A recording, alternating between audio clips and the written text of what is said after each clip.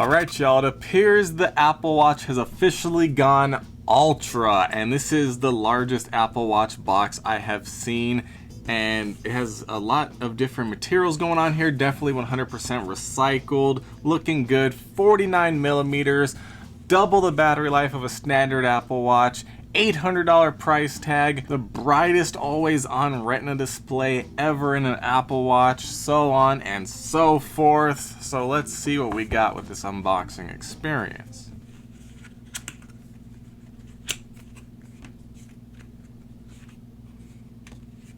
Wow, okay, this actually looks pretty amazing. You can see that this is made for adventurers first. First things first, we have this little booklet here looking great.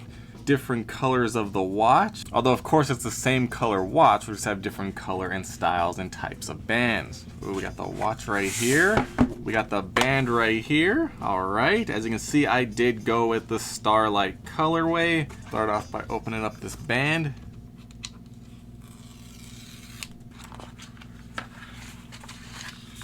Okay, looking good. Now the thing is, I'm coming from a stainless steel gold Apple Watch, so I really didn't know where to go with this, so I opted for, oh, that's pretty cool. I opted for the Starlight band. I don't even remember what kind of band this is, but it is a fabric band, completely different, medium size. Hopefully it fits. Band itself is looking pretty nice, you know, pretty basic, but definitely worthy of an adventure. Probably will get dirty though. Now on to the watch itself. Ooh, we got two of these things here.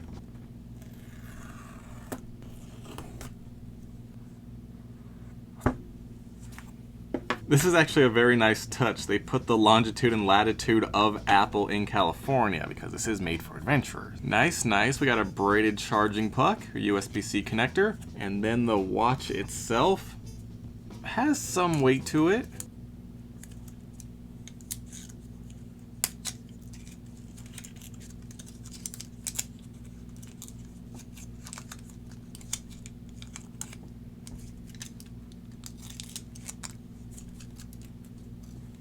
You know, this doesn't look nearly as big as people were making it seem. It does feel pretty heavy being that it is made of titanium, and it actually looks a lot better in person. Actually pretty impressed by it. I mean, putting it next to my 44 millimeter gold stainless steel Apple Watch Series 6, it's not that much bigger, even though it is 49 millimeters, which is 5 millimeters bigger. Taking a look at it, the 49 millimeter display looking great, although it is turned off right now. We do have a nice flat beveled edge to protect it a little bit more. We do have a protected crown.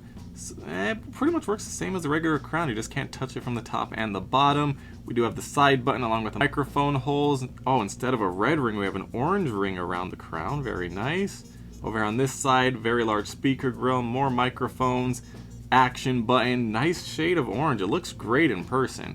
Down here on the bottom, looking very nice. WR100M 40mm dive, GPS LTE sapphire crystal, ceramic case, titanium, 49mm, looking nice. Now comparing it to the bottom of a standard Apple Watch, looking pretty much the same other than colors and size. And one thing I'm wondering is if this band will actually fit on here, because it is much smaller. Let's slide it on. I think it's a little tiny bit off, but you definitely won't notice it, so you can definitely use your old bands. I might actually go away with just using this one, but the color kind of clashes. But I do like my metal Milanese loop. I mean, looking at this display being flat as opposed to being rounded, it's a pretty significant difference. And it definitely is a bit thicker as well. So let's get this band installed. Slide it on, locks on. Now the crazy thing is, the watch itself feels very heavy. The band feels like a feather. So now let me just put this on my wrist. How do you use this? You just take it out the loop. All right, tighten it up. I definitely do prefer my magnetic metal band.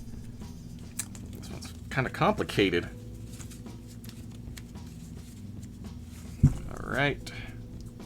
Like I said, this is the medium-sized band, and my wrists are pretty small. But okay, looking pretty good, feeling comfortable. I like it, all right. Now the display, English, United States, start pairing. Need my iPhone. Honestly, the only thing I don't like about it is cosmetic, and I guess it wouldn't make sense for being an adventure watch, is I like my gold Milanese loop, and I also wouldn't mind some gold stainless steel, although this kind of like a Starlight color. That's why I got the Starlight band, because I feel like it blended together the best. But since I'm not going to be going on any crazy adventures, I'm not really a fan of this band, but I guess the watch is just not made for me. And we are now inside of the watch. Everything, you know, it's an Apple Watch. It's an Apple Watch in a different shell with a bigger battery, extra button on it, and it can withstand more danger. Now the display does look great, very responsive, of course, as expected. Oh wow, did you see that? Look at this, night mode. Oh, okay, so just by flipping the crown forward, it goes into night mode, nice and red, perfect. Compass can be affected by magnets. Okay, very nice looking compass here.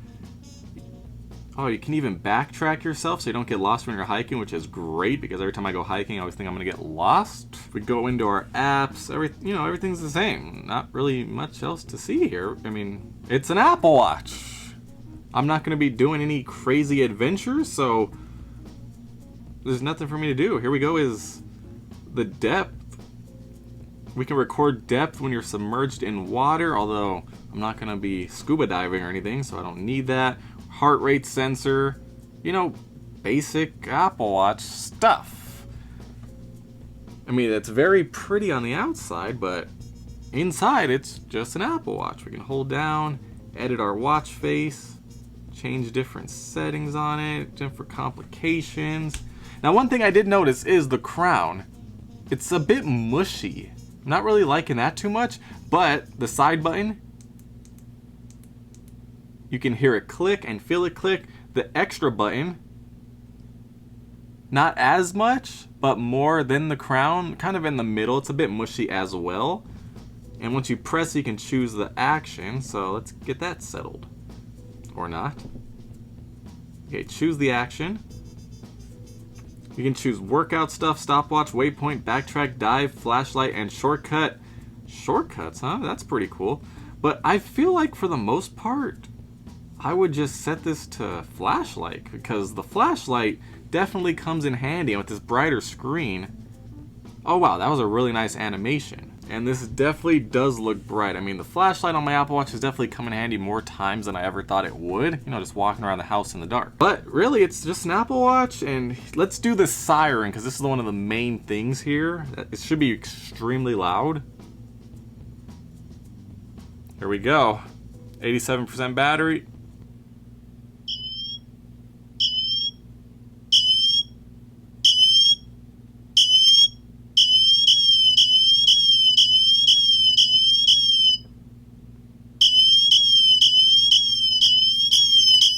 Oh, it's getting louder.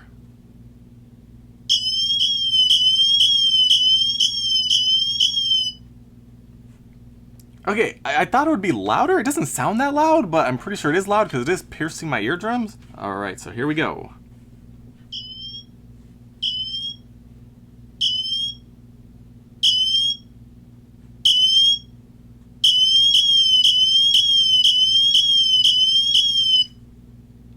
Okay, so even though it doesn't sound that loud, which is weird, it actually was pushing 100 decibels, so it'll definitely reach 100 feet and somebody could hopefully find you if you get lost in the forest or something. But other than that, I mean, unless you're going scuba diving, or maybe you're planning to hike Mount Everest, it's just an Apple Watch. Now, the good news is, you know, double the battery life. You could wear this for probably like 3 days, sleeping with it and everything, sleep tracking and all that good stuff. Now, only 3 days, that's, you know, it's good, although they are going to have an ultra low power mode, which I guess will disable a ton of features, so at that point, it doesn't necessarily matter that you get all these extra days, but 3 days for normal people is good. You just have to get a bulkier watch, but I don't know. It's not really for me. Like, if you're going to go scuba diving, like I was saying, or hiking Mount Everest, sure, this will probably come in handy. If you're gonna run a marathon, as long as it's not super long, it'll probably come in handy. But I feel like people who are doing stuff like that might go for a more adventure-y watch and less smartwatch? Obviously, I don't know because I don't do any of those things. And personally, for me, I do like the elegancy of the standard stainless steel Apple Watch. Now, the thing is, $800, $800, same price. So in my mind, I was like, I'd rather have extra battery life, and bigger display, brighter display, couple extra features here and there. But I like the design of this better, because I like to just, wear it as kind of a jewelry piece. With this, it's more of an adventure piece. But if I'm not going to be going on super crazy adventures, it's kind of pointless. But I do like the display. I am hoping they upgrade next year, the stainless steel model, make it a bit bigger display. I don't know if we can, I wouldn't mind the 49 millimeters. It looks great to me. Put this in a stainless steel shiny gold shell. Same display. Metal Milanese loop right here. And I'm sold on it. Although, I'm kind of sold on this one already. But for the same price, extra features here. This one, you're just paying, for stainless steel. And I feel like paying 100% premium on top of a standard Apple Watch, not necessarily worth it, but I've been doing it. Because I want the design, I like the color, I like the way it looks. So, that's how Apple works, that's how things are. It's whatever people are willing to pay for it, and I guess I was willing to pay for it. But as far as the Apple Watch Ultra goes, if you're not doing crazy activities, it's just an Apple Watch with a bigger, brighter display and a bigger, longer lasting battery.